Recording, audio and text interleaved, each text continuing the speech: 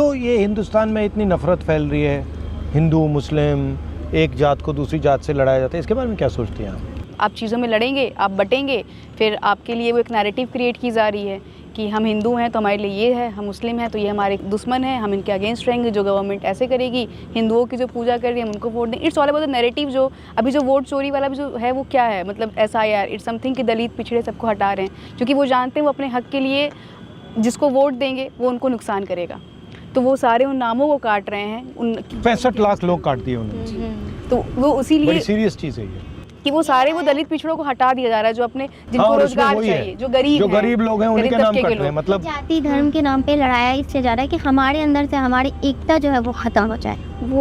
Voter list में से तो एकता से कौन डरता है, क्यों डरते हैं? एकता से क्या हो जाएगा? अगर आप हिंदू मुसलमान सब एक हो जाएंगे तो फिर क्या होगा? हम लोग अगर एक हो जाएंगे तो हम लोग जो चाहेंगे वो हो सकता है।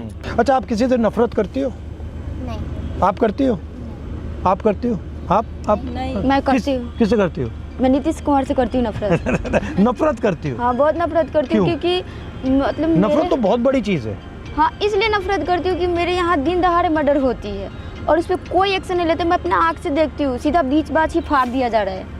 यहाँ पे तो रेप इतनी होती है, रेप में भी मतलब कोई केसेस मतलब ले लेते हैं, लेकिन उस पर कोई मतलब कार्रवाई नहीं। जैसे कि मतलब 6 महीने जेल हुआ, साल भर जेल हुई, उसके बाद छोड़ दिया जाता है उसको, फिर तो वही करेगा ना वो, फिर मतलब कोई अथी नहीं होता है, छोड़ देता है ना, फिर उसका भी कोई अथी होना चाहिए ना, सजा होना चाहिए। और नफरत आपको नहीं होनी चाहिए। गुस्सा हो सकता है, हाँ, गुस्सा, इरिटेशन हो सकती है कि यहाँ ये ठीक नहीं, पर नफरत क्योंकि उन्होंने जो ना गुस्सा इसलिए होना, मतलब ऐसा नफरत से आप अंधी हो जाओगी। क्यों नहीं करते हैं वो? मतलब अगर वो अगर करे, मतलब कार्रवाई करे, तुम करो। कैसे करूँ? क्योंकि सुनता ही नहीं है ना। अब सुनाओ। पुलिस कौन सुने आएगा? जैसे आप सुन रहे हो, अब मैं सुन रहा हूँ, सुना दिया तुमने मुझे। आप सुन रहे हो, क्योंकि जैसे कि मतलब अपने मैं बोली थी ना कि मतलब अपने गांव के मुखिया के भी जाके बोलती हूँ ऐसा कि तो मुखिया बन जाओ। नहीं, क्यों तो नहीं?